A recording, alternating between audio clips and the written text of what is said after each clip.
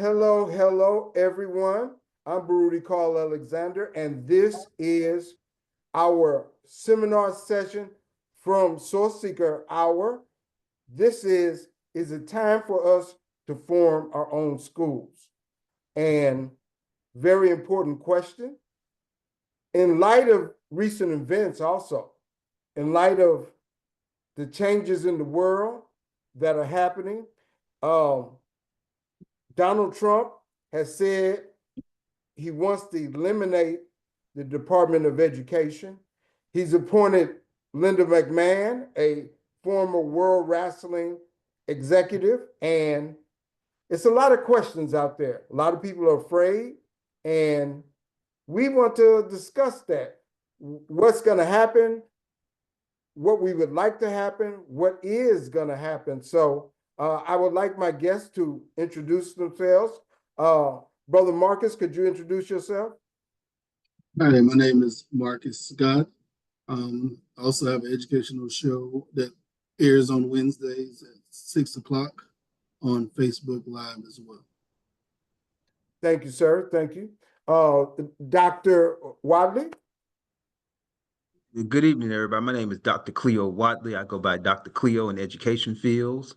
I've been in education K-12 schools for 30 years. I've been a teacher, assistant principal, elementary, middle, and high school levels. Currently, I'm a central office administrator. My doctorate, my research specifically looks at examining hegemonic discourses that surround Black males in K-12 schools and how those Black males can successfully navigate those by looking at Black exemplars in schools, as opposed to a lot of the literature is dedicated toward looking at Black males through a deficit lens when it comes to education. And my research looks at Black male exemplars and what those exemplars did to become successful and rise to the highest levels in education in their schools. So that's me in a nutshell. Uh, please explain what hegemony is. Yeah, so hegemonic discourses are what we would think of more simply in non-academic terms as just stereotypes. So ideas that Black males are hypersexual, hyperviolent, materialistic, greedy, hypersexualized, hypermasculine, and those discourses, which are generally in society about Black males, a lot of times people think, well, that ends at the front door of the school. No, they do not. Those same discourses and conversations about what Black males are, being hypersexual, being hyperviolent, being all those negative things, follow Black males into schools. As a result, we see schools putting constraints and systems in place to manage these hypersexual, hyperviolent individuals that come into the school system. So as a result, we see things such as Black males being overrepresented in special education programs and underrepresented in AP and that's advanced placement and gifted programs. That we see also we also see Black males overrepresented in disciplinary actions taken. For example, out of school suspensions, in school suspensions, and also removal to disciplinary alternative campuses compared to their counterparts for the exact same offenses. So those are things that we see happening in our public schools today, and my work is dedicated toward dismantling those. I believe that public schools are contested sites for being able to wrestle and institute what this democracy is supposed to be about, and that's making sure the civil rights of Black males are represented, because holding this country accountable to its promise to us, as Dr. King said, we were written a promissory note by America, and we're here to cash in on that. Understood. I just want to point out that they really tried to push me and have my dad place me in special ed. And here today, I am an author of 8 books and a whole, a degree in all of those kinds of things. So there are a lot of mistakes in that area. Sister Sierra, would you like to share anything? I guess I think that she was working with the child, but I also have a book coming out by the end of the year as well. So it's helping principals talk about those systems that we need in order to be effective change agents in school improvement. So that will be out. It's the ingredients and framework for improving schools. So look forward to that as well. Well, we have talked about improving schools. My first question in this forum is, what is the best kind of school? Is it a private school? Is it a charter school? I mention this because I think some big changes are about to happen. What do you think, Brother Marcus? What is the best format if we could, design the school in any kind of way that we wanted to? What would we say is the best format? I think the school is the building. So I think public school is best for all students. This charter versus private, I don't think one is better than the other. I think it's based on the leadership and the teachers that's in that building. Studies show that the number one effect on the student achievement for students is the classroom teacher.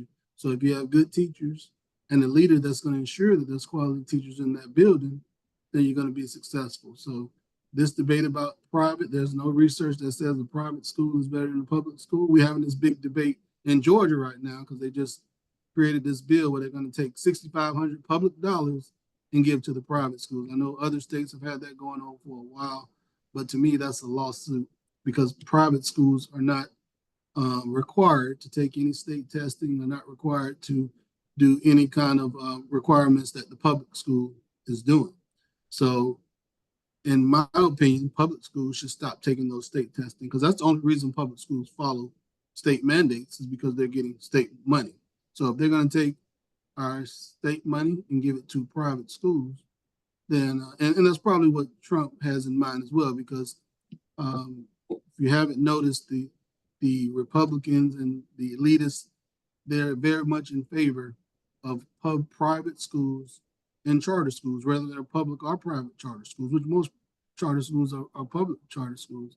But they're in favor of that because you're able to discriminate and resegregate schools. So that is something that we need to be mindful of when we talk about public education, because there is always the intent to dismantle public education. And it's not because they're concerned about children, but because they want the money that's funded in public education. Public education take up a large majority of most states' budget. So that is what they want, is that public education money. Agreed. I think they have an inroad to possibly changing it. That is sort of the climate of the country. Dr. Wadley, what is your comment on that? Concur with that 100%. I would also add with that there's also a stream of neoliberalism as well in this, because what you see happening is that these people like these politicians like Trump and our governor here in Texas, what they're trying to do is make their buddies rich. So what they do, they'll tell their buddy, hey, you know what? We're going to start these charter schools and we're going to cut you some money so you can be the CEO of this charter school. People who have no experience in education, haven't been trained in any pedagogy, and suddenly they're running a charter school, writing their own, making their own salaries. So it's a money making thing. Just like you said, money's driving it. It's not what's best for kids. How do we improve our culture and our society to make kids better people, to make us? It's all about how can we get rich and continue to support those who are already wealthy, and by diverting public funds to private and or charter schools. It's also a class thing. And of course, economics, it's a class thing. Certain parents don't want their kids around other people, as well as they want to control totally the curriculum, in my opinion. They, different things are happening. People are saying, oh, okay, we want critical race theory. They don't want that. They don't want any parts of that. They don't want their kids exposed to that kind of conversation. So it's a lot of things, and it may, to a certain extent, go back to a very exclusive. You have white and privileged students over here, and then you have non-economic privileged students over here. And if that is about to happen, how do we adjust to that? And I want to bring this in. He has said he wants to eliminate the Department of Education. I understand you all might say that is a bad thing, and in many ways it is, but we have to admit the schools do need to be improved. Brother Marcus, how might that look, him eliminating the Department of Education, and how can we survive and find benefit in a new system? Again, we have to look at the root cause of the problem. The federal funding is not the root cause of the problem. So I'm not sure what eliminating the Department of Education would do pro or con. I don't see it. Apparently, Trump and the conservative party see it. So just in the fact that they see it, make me hesitate to see what's the benefit of it. I don't think that shutting down the federal government is going to stop and give. I guess they're going to give it to the local states and give local control. And we already shown that locally, states are trying to take money, and every year we get some kind of new voucher bill to give money to private schools. So I just think it's another way to privatize education. Do I think Trump's going to be able to do it? No, because it requires a supermajority from the House and Senate. So it has to be some Democrats that's in favor of it. And I don't even know if all Republicans are in favor of it. So I don't think it's going to happen. I just think that's something that he ran on, something that he wish he can do. But I do think that he don't care about education, which he showed in his last term with the Department of Education secretary that he chose. And he did the same thing this time. So will there be problems federally for schools? I think so. But last time, the biggest problem was his Title IX. I can't say it was a bill, but it's Title IX compliance that he put together. So that was the biggest problem education had within those 4 years. So hopefully we don't get anything major that disrupts budget education. But with you saying that public education also needs to improve, we have to look at how we're going to improve. I think the media and the politicians are very skillful in making us attack public education so that we can default to charter education and private school education. Like that is the answer to the problem. But as I previously said, there's no research to say that is the answer to the problem, that any of those schools are better. A lot of times people think private, they think better, but in reality, most private schools are not there. You have the pockets of private schools, just like you have the pockets of public schools that are high performing. But most private schools actually have lower criteria as far as accreditation for teachers and certifications and requirements for students than they do higher. So you have those one or two private schools that are prestigious that get all the recognition. But just like public schools, there are a million low performing private schools that don't get the attention. So just changing to private school, we need to find out what's the root cause of the problem. And a lot of what Dr. Wadley has stated is root cause of the problem. We don't take care of our minority students. We have, and that's a lot of what he talked about in his opening is what's in my book. We have Black kids that are overrepresented. I can walk into a school building and look at a classroom, and you don't have to tell me which class is the advanced class and which class is the special ed class. I can look at it by the demographics in the classroom and tell you which class is the gifted class and which class is the special ed class, because that's how most schools are set up. And we need to fix those problems in order to see success in the school. Understood. Man. I just want to mention that here in Houston, Texas, one of the largest school districts in the nation, the state has taken over the administration, and everything has been turned over to the state. And seems like they have more problems now than they did when they were independently run by, hired administrators. The state has placed the administrator in there, and it has more problems. And of course, we had in HISD a problem with the accreditation and the teachers getting false certifications. And it was a whole big old problem about that. But I'm gonna bring up another thing about how we go about getting teachers. also, but I want to let Dr. Wadley comment on the changes with Trump and how that's going to work out. A couple of things. One, I agree with Brother Scott that him dismantling the Department of Education is not very likely, and for a couple of reasons. One is that politically, there's no will to do that. You know, that's one of the things he ran on, this idea that there's this deep state, and like that's a selling point for him politically, that there's a deep state, and he's going to attack this deep state, which is a conspiracy theory that MAGA conservatives have and white supremacists have about the federal government, because it puts things in place to protect marginalized groups. And that goes back to the Department of Education. Little people know only 10% of schools' budgets come from the federal government. You know, most of the funds that come from that the public schools use come from actually the state itself, from property taxes and things of that nature. The problem with dismantling dismantling the Department of Education is that it does a lot of support for schools and sets guidelines and expectations for ensuring that marginalized kids get the support they need. That's kids who speak a language other than English. That's kids who are in special education programs. That's, you know, kids in bilingual programs. The Department of Education sets a lot of standards in place to make sure kids in 504 programs. It puts a lot of guidelines and things in place to make sure those kids are treated equitably. And that's why that department is so critical and important and necessary today. As far as the funding, it only gives 10%, which is much needed, of course. But most of the funding from public schools come from the states they live in. Okay, understood.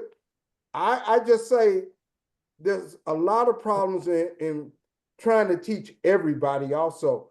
I know one of the Asian countries, they stop at a certain age and they really take a analysis of what is this kid good at?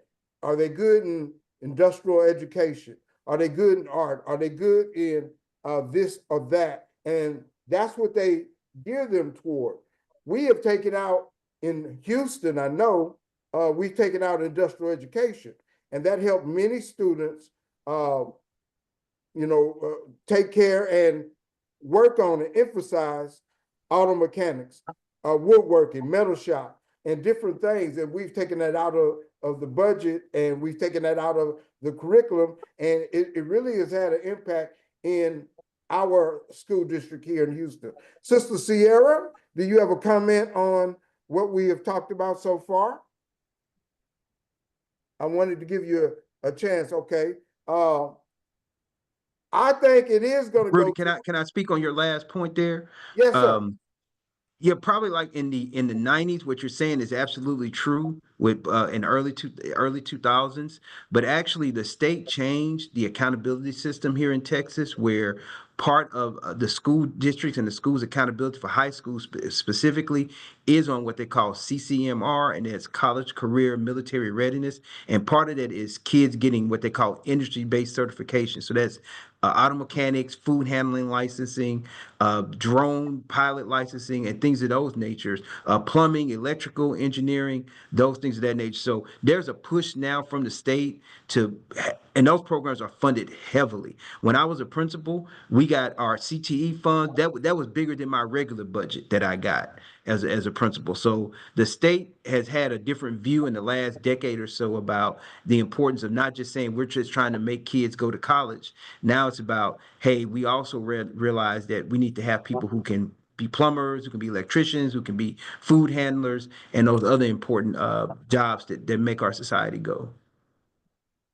I agree, and I just when my last year's teaching, I did not see that. Now in the special education department, I saw some push that connection, and I hope in the last couple of, and it might just been at the school I was at that they didn't have that push, but I hope that is the new push that is going on because it is so beneficial. I think it's going to go to a voucher system that they're going to push forward. And how would be the best way for parents to utilize that? If we, me as a parent, you as a parent, you get access to certain vouchers to be able to use at a school of your choice, or to get together and put those funds together and homeschool or find some other way to teach your kid. You know, a group of parents could come together and hire a teacher and they could do that. What about that ideal, and what would be our best suggestion for utilizing those funds if that's where it goes? Dr. Marcus Scott. Um, as far as vouchers, I'm fine with school choice. I don't think we have to have vouchers to do that.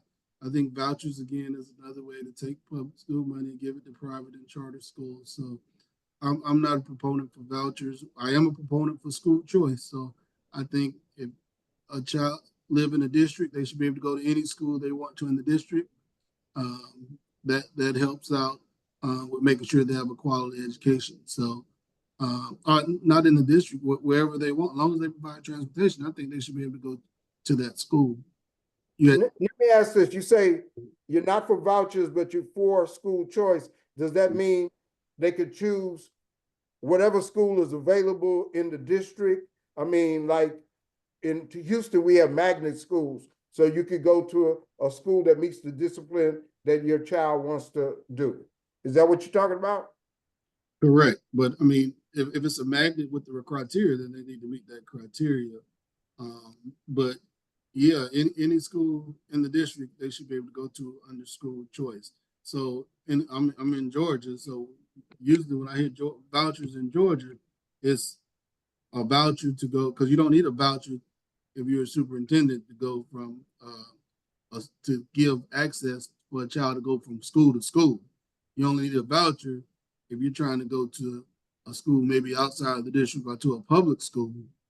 That's how it works in Georgia. I'm not sure if y'all just call school choice vouchers in Houston, but I'm fine with giving students the opportunity to go to what school the parent think is the best school, as long as it's a public school.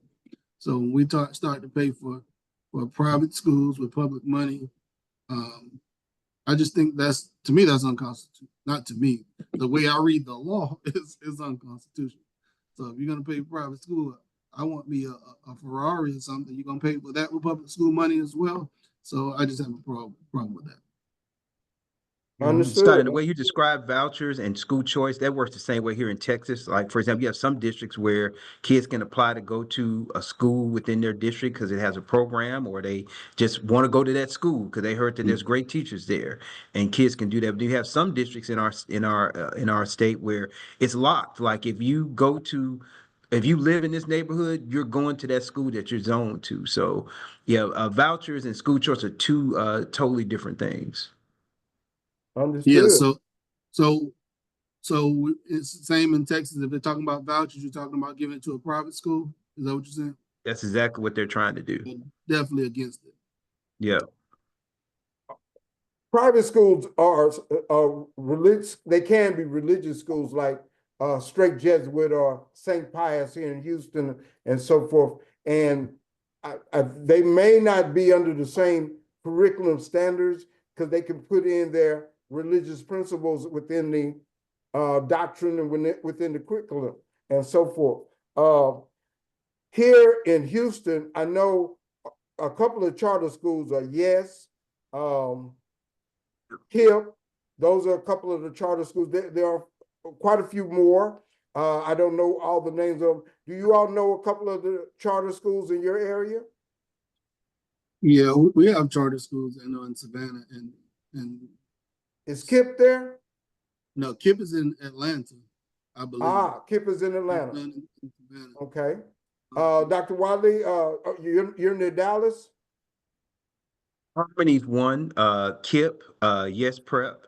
So those are different school charter schools that are popular as well. Understood. So what is your opinion of charter schools? Is basically across the board, a school can be good or bad according to the leadership and the setup of the school. Are there any advantages in charter schools that they have over public or private schools? regrettable is that charter and private schools get to play by a different set of rules than K-12 schools do. For example, charter, like, yes, like people, celebrate yes, prep and KIP, but I laugh because, like, if you're a special ed kid or you have a disability and you're not performing, or your parent, like, they have requirements of parents that, like, you have to be at the school 40 hours, a month and things of that nature. If you're a parent that has to work and can't meet that, your kid gets kicked out. And so we can't do that at K-12 schools. We can say, oh, your parent didn't come to the open house, so we kicking you out the school. So if you have a disability or your behavior problem, like, they'll kick you out. And you have to go back to the traditional K-12 schools. So my fear is that the people with the means of transportation, with the resources, can take public school money and funnel it to these private and or charter schools. And then you leave K-12 schools with the most difficult, challenging kids to educate with less funding. It just doesn't make sense. As I got from my Louisiana background, the saying that dog just don't hunt. Mm-hmm. And Understood. that goes back to again, Jim Crow and separate but equal. Yeah. So as he said, if we're taking all of the students out of a traditional school and leaving behind only those without the means to go to a school, that's what people need. That's all I hear when I hear moving to charter and private school is you're trying to make the playing field where certain kids cannot get in those schools and you can pick who can be in schools. So the ones that really don't Yep. deserve a quality education to them are really can't afford a quality to move to a different school, then they'll all be in the school together and they can have their separate but unequal school. Mm-hmm. That is an important point, that they can pick and choose and keep the students that they would like, and kick certain students out. The parents pay out of, or how is it set up that they just send their child there, they fill out an application, they send their child there, they have to have certain standards or certain grades to get in, and that's the qualification? Or what are the qualifications? Well, the qualification again, the charter schools that's in I'm no longer in charter, but the charter schools that's in charter, they pretty much have whatever their requirements are, usually academic, or maybe I don't think they're allowed to do discipline.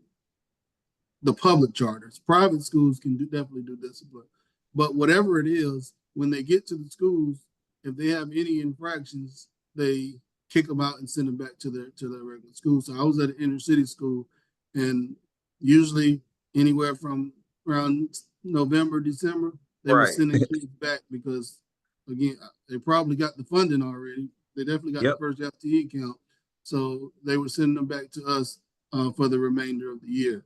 So that is how the schools work. But again, if you continue that cycle, then you keep the ones you want.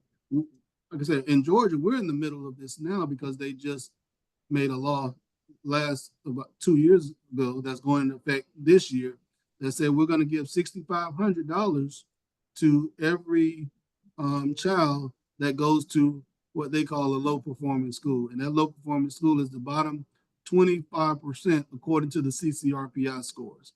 So there will always be a bottom 25%. So that ensures that every year they continue to get that money. So they didn't set a criteria for what a low performance school is. They just said the bottom 25 so that every year they can pull kids from those schools. So we already had a private school go on record saying that they're not picking any kids. They're going to pick the top 1% of those kids to allow them in the school. And if they have a discipline problem, they can't come to their school.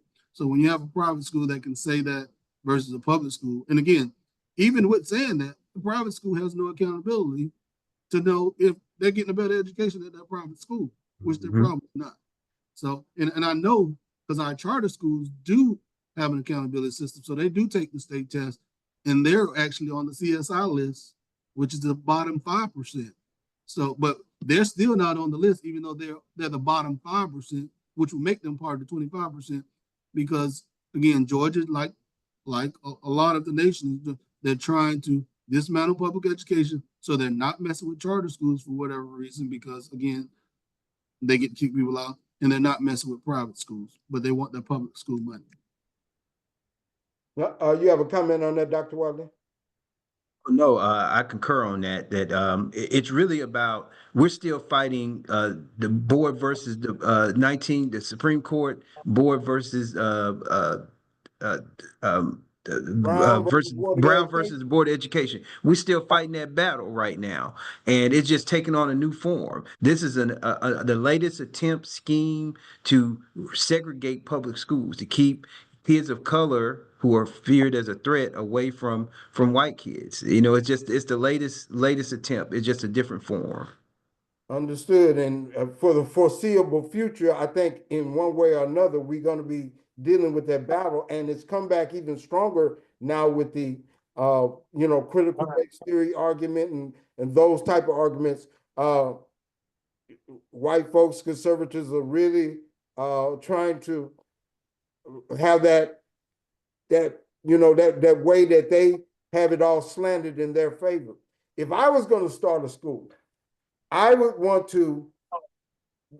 Somebody had a comment before I go. Okay. I just want to say, if I was going to start a school, I would like to start. Excuse me. Start a school with culture and understanding in that realm. You know, we started mathematics. We navigated the seas and different things. When I say we, I'm talking about Africans. And we have to have a appreciation and teacher appreciation on that. Most young kids, they don't have an appreciation because they watch so much TV and it's been taught into them. And it's hard to overcome that. But I would start with geography, math, science, and English, of course, and try to make them exciting as a language. But those important grades are pre-K through 6. You start right there. So that would be the area I would work on. What I also would do is try to make it a small community school. So maybe 20 to 40 kids at the most to start with. And I try to have them at a high level, but then maybe I'd have an adjacent school where it'd be 9 through 12. And I take it to another level with that. But Dr. Wadley, if you were going to start a school, how would you go about it? And what would your vision for that school be? It's funny you say that. When I first became a teacher in Alief ISD, and I don't know if you are familiar with Alief in Southwest Houston, but very diverse area, and a lot of black kids, white kids, Hispanic, very diverse, Asians.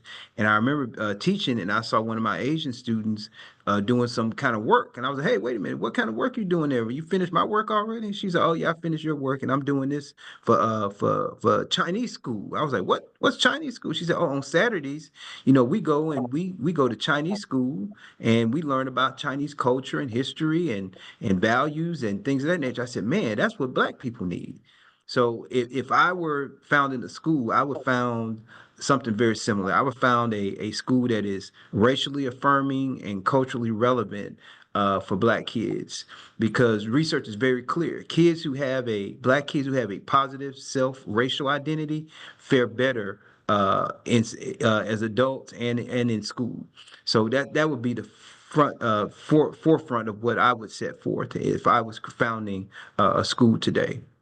Only thing I would say to that is we have some church schools that are set up that do that, and some other schools. But by the time they get past 6th grade, they kind of get peer pressure, TV pressure, culture, uh, negative culture pressure, and they lose out on a lot of those particular things. What can be done to kind of combat that? Or is there anything, because that peer pressure is so strong, and we've talked about this before, peer pressure coming from so many different areas. Dr. Scott, what do you say about that? As far as the peer pressure, I think you teach at a young age the right from wrong, and that will fix a lot of the peer pressure issues. But you're right. You know, the number one factor for students that get in trouble for delinquent youth is other delinquent is their delinquent peers. So usually, if you see a child getting in trouble on the news, they're going to be with another child that convinced them to do something wrong. So that's something you have to start with earlier. As far as your question with the charter school, I'm actually probably looking at doing one in the future, but it would definitely center around cultural relevance and planning their career early. So I want to do some early interventions, making sure that And focus let on me reading. interject into that. Mhm. So how are you looking at funding as well as staffing of those two important things? What is your vision and ideal on that? And where do you plan to kind of go with it in, your future outlook? Well, there's a whole packet for starting charter schools in Georgia. So I have the charter school commission in Georgia that's working with me to get all that done. And they're actually trying to push me to do it this year. I have a lot on my plate, so I may or may not, but I definitely do it in a couple of years. So all of that will have to be included in the packet. And then there's also a group, a nonprofit group that does a fellowship every year that a lot of people are not, BES is the name, BES.org. So you could actually apply for that fellowship and they'll pay you $100,000 for 4 years to start your own charter school. So there's different avenues. But even with that, I definitely wouldn't have an exclusionary charter schools. But talking about, and again, even with that, my charter school would be a public school because I definitely am a big believer in public school and public access. So the same thing I can do in that charter school, I still believe that we should be able to do, and I did as a principal and administrator in the public school sector. And I don't understand how we, when I say we, I mean Black people in general, allow people to dictate what we're able to teach if it's factual. So there's because as a principal, we did literacy. Um, we had literacy programs, and my literacy program was pretty much what you said in making sure that students understand who and what and where they came from. So we had books such as Roots and different books on civil rights that we read as a school wide. And initially, I had the Black teachers like, "Oh, what about CRC? Okay, what about it? We're not reading fiction to them. We're reading factual information. And as long as we have factual information, nobody should be able to tell you can't talk about your history to a group of kids that need to know their history so they can be successful in life. Because if you don't, a lot of students, that was their problem. They don't know where they came from or their history, so they didn't have the self-esteem that they needed. So I think that's an important thing, whether it's public, charter, or private, that more people need to step up and say, this is unconstitutional for you to tell me that I cannot teach factual information that happened in our children's history. Yeah. And regrettably, here in Texas, they've passed laws that if you teach a historic subject that makes another kid in class uncomfortable, then you're violating the law. You're They did literally in Georgia too. Who checked it? violating the law. You could talk I'm the about principal. Ruby Bridges and how it was white people yelling at her and hanging black dolls in coffins in front of her. But if that makes a white kid in class uncomfortable or makes them feel uncomfortable, then you're violating the law. And you could be at the behest of the law as a result of that. So we have those laws in Texas right now. They're very draconian, but true nonetheless. But it's very unconstitutional too. And the only way you can change a law is to challenge a law. So Mhm. I would be the one to step on that law. So you have to come get rid of me so we can see if this law can hold up. It probably will with this Supreme Court, but it needs to be challenged. No doubt, no Yeah, it doubt. may have to be sent to the Supreme Court more than one time, more than three For times, real. in different ways back and forth. That's the only way that things can eventually change. Uh, I also see the argument on facts. Some people have a different view of what is truth. They'll say, I mean, even who's the black Kanye said that, you know, slavery was not a bad thing. You know, different Ron DeSantis said that. You know, so you know, people from Egypt said the ancient Egyptians were not black. So it's so many arguments, and you would have to over and over show them from evidence what the truth is. I can see that argument. One But thing I we want can to do this. ask We can is, do the same argument about George Washington and Abraham Lincoln too. But we're teaching that, so it would be a problem to say that for me. yeah, I agree. I agree. And it's something we still gonna have to fight, and we're gonna have to try to be fighting that subject 50 years, 100 years from now. Um, the thing about teachers, I want to hear what y'all think about this. I think one of, because we had this uh, thing, the real problem here in Houston, that the teachers, they were, you know, cheating on the test, or they were uh, putting up false numbers, and they had inside where they took the test, but it wasn't them taking it, or some kind of way they had a false test results and they all passed. And it was a whole big business here. But my thing is, teaching is not about how academically smart you are. It's about how you can command your classroom. A guy who's a janitor can come in and hold sway with those kids and teach them big things, and they can be spellbound and pay attention. You can have a doctorate, or you could be a lot of education and not be able to connect with those kids. You can have that also. So I am for not necessarily, well, let's say this, putting levels upon teachers.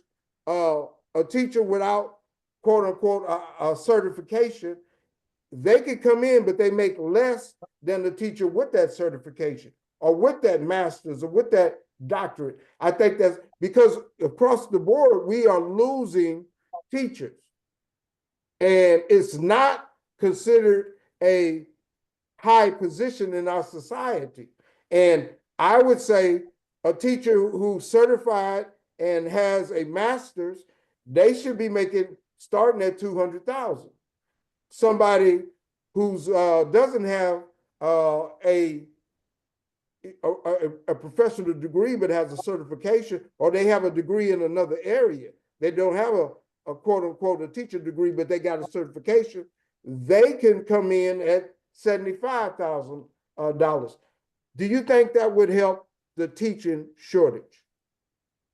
I Anybody? think what would help the teaching shortage is you got to create a farm system. Right now, young people aren't trying to be teachers.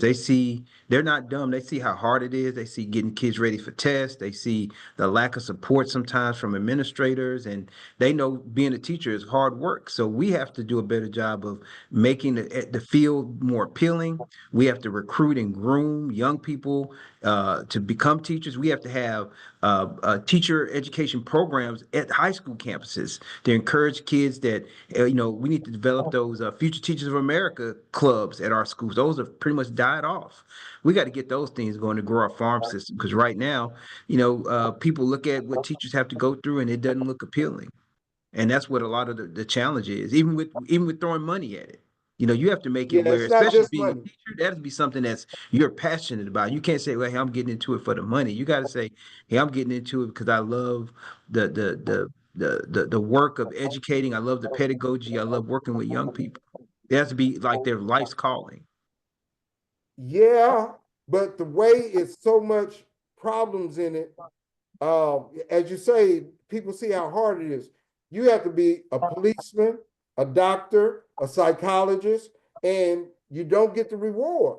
You don't get the money, and it's like it's so hard for them to want to give you the money that you need. Again, I think you should start if you have the credentials at 200,000.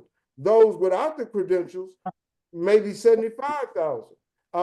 Something you need to address that if you're a society that's serious about education. Dr. Concur. Scott, what you think? Um, I think it's a little bit of everything. We have the support teachers. I sound like infomercial, but this is also in my book as well. But Atlanta public school actually is a good indicator that it's not just money. Um, they have teachers that you can make up to about $150,000. So on they have the highest pay scale in Georgia, and I don't know what it started at, but I know I think the top of it is like 150. So a teacher with like 20 years is making $135,000, and they did have no vacancies for big as Atlanta was, but now they have, in this midway through the year, they have vacancies now. So teachers get in there and then they find out that they're not supported. So I think that goes a long way with the money. And we have to train, especially new teachers, early so that they can be successful. So provide professional development, even though they may feel like new and old teachers may not feel like they need it, and different things to make sure that we support teachers and they understand what's necessary for them to be successful, because teaching it is a science. So anybody can't teach. It takes work, and you have to work on your craft. You just can't come in front of people and know content and teach a lesson. So that's something that has to be taught, especially, I don't know how it is in Texas, but we're getting a lot of teachers now when teaching wasn't their background. They didn't go to school and take education classes. You know, it wasn't all that great to have the education class, but that showed that your passion was for teaching coming out of high school. So they're a little bit more ready than teachers that just knew math. They got a degree, not saying always, but that helps when you have that pedagogy at times. So I think I know during the pandemic there was a large teacher shortage, but I didn't have one because I supported staff members and I met with new teachers weekly to make sure they had what they needed, and that went a long way. So with the money, because money helps, but also making sure that teachers are supported and understand that they're recognized. And I think the same thing with bus drivers, because we still have, I don't understand, I'm also on the school board as well, and I don't understand how you go the whole year being short 20 drivers or however many drivers. We have to do what we need to do to make sure bus drivers feel supported. If we need to pay them, we need to make sure that they get additional resources so they understand that they're supported. We have to do that. Yes. Across the board, you mentioned about supported. Kids can be violent. They can be violent. They can threaten. They can do many kinds of things. And when a teacher feels, or a bus driver feels, or any staff member feels that they're not going to be protected, that they're going to take the word of the kid over them, you know, if it just comes down to word, there's no cameras involved or anything, that is a problem. Dr. Wadley, how is it best that we can support staff members, and what is the procedure? I have seen situations where principals have taken the word of the kid, interview the kid, and then go back and accuse the teacher without any further information. How do you look at it to support the staff member? And is that a critical thing? That's very critical. That's very critical. You know, people have to go to work and feel safe, right? Like that's fundamental, and that includes teachers. You have to really be preventative with this. You have to, and I like what Dr. Scott said at the beginning of this conversation about how do we create the cultures inside of schools where they're healthy cultures. You know, as a principal, I created cultures where we didn't have things like that happen because there was a focus on relationships and a focus on support and a focus on meeting kids' needs. Where you know, I taught my teachers de-escalation skills, where if a kid did have a bad moment, you didn't escalate it by getting the kid's face or things of that nature. And then when kids knew that when they did do things that were violent student code of conduct, they were held accountable for it. You know, so you have to create a culture where the relationships are strong, where there's systems in place for meeting kids' needs, and having a staff that knows how to not escalate situations when kids are having bad moments. Understood.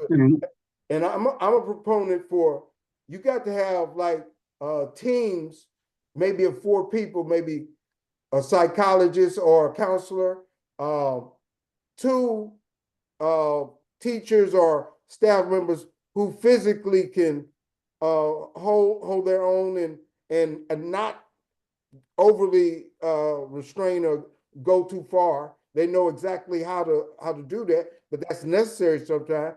And then you also have people to go to the home and work with the parent on a team. You have a couple of teams per school, and I think that's a good thing. You were going to say, Dr. Scott.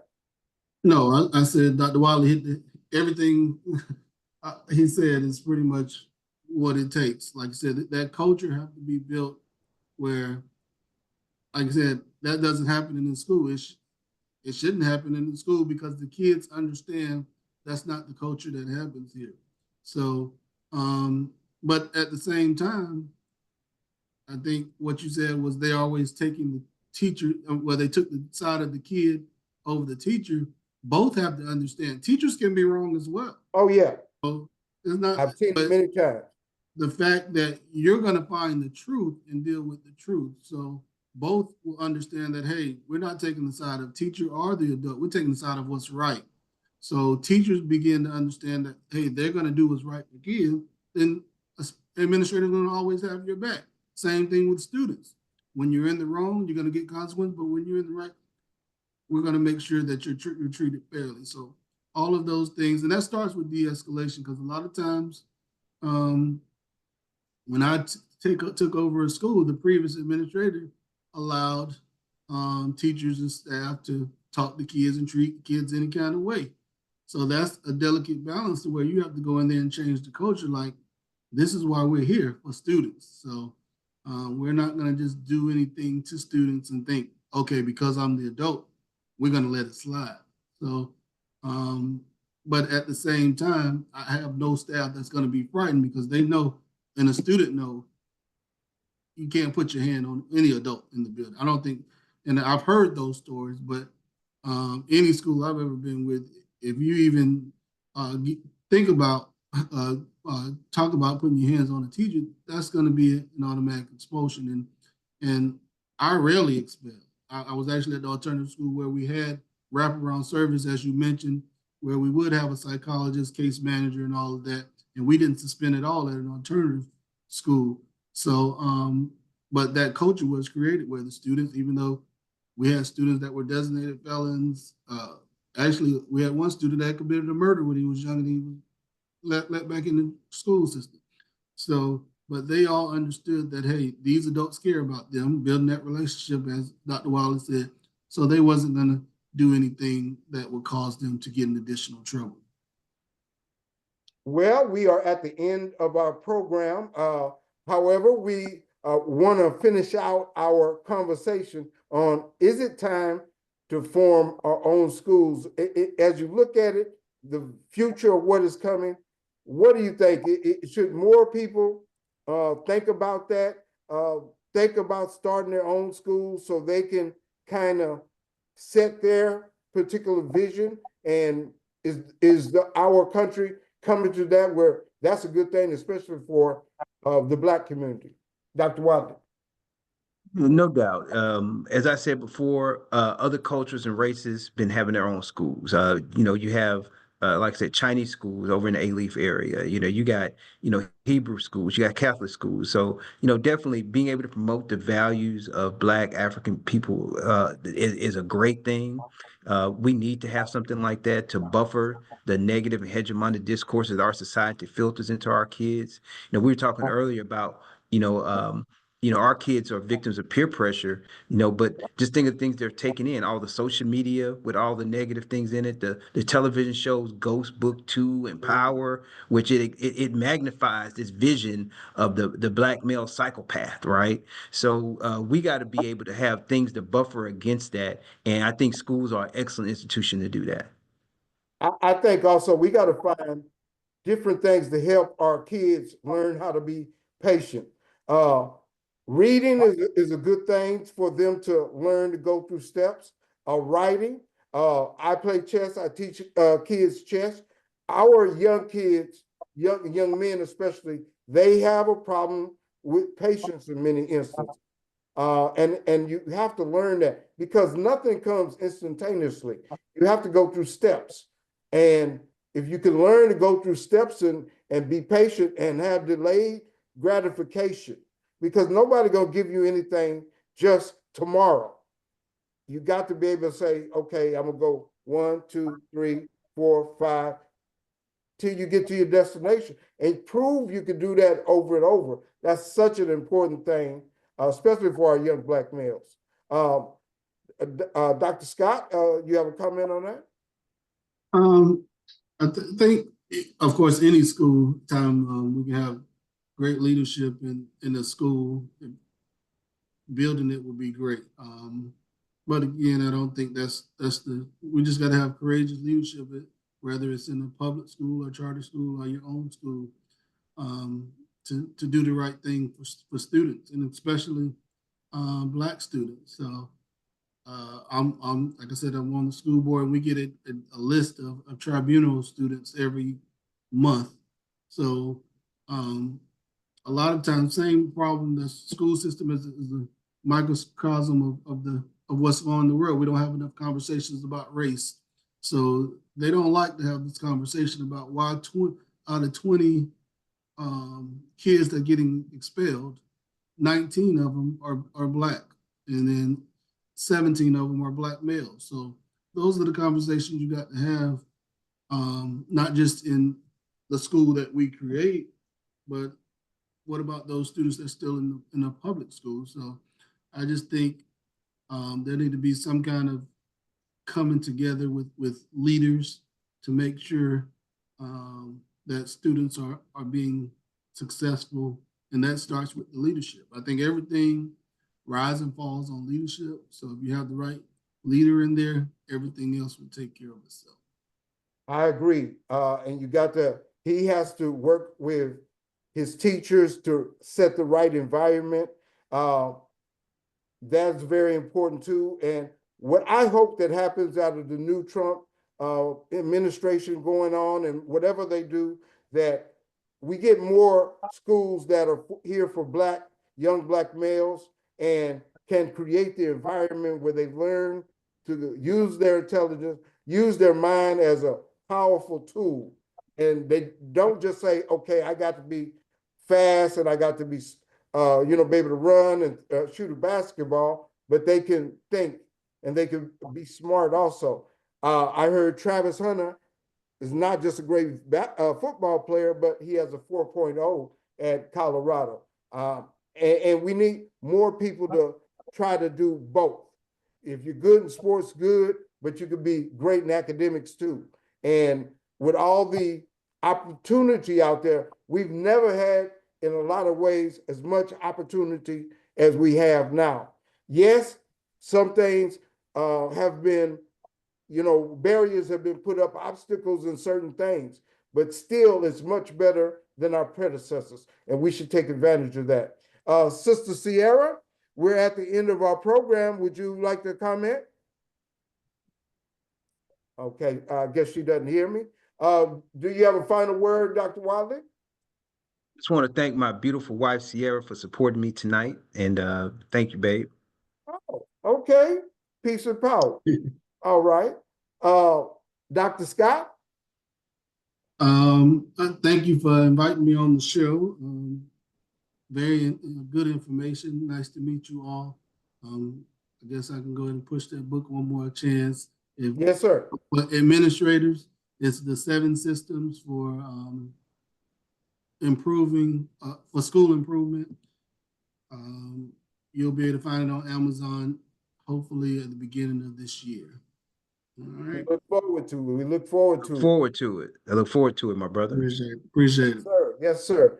Okay, guys, we thank our audience. If you have any comments or questions for Dr. Scott or Dr. Wadley, please send them in on our Facebook, or if you all want to give your information, how people can reach you, please do that. Dr. Wadley? You can find me on TikTok at Dr. Cleo, or you can find me emailed at drcleospeaks@gmail.com. Dr. Scott? You can find me on Facebook, Marcus Scott. Have a few pages on there. Also, like I said, I'm a Liberty County School Board And you member. are the 4th, Marcus Scott the 4th, Yes. right? the 4th.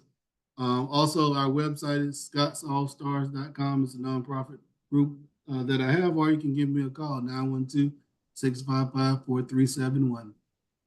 Well, thank you. Thank you. And we're going to continue having programs on education, trying to put the word out how important education is and different roads that we can find the best resources and different ideas to help our community. All right. Thank you, everybody. And we'll see you next time on Sourceseeker Hour.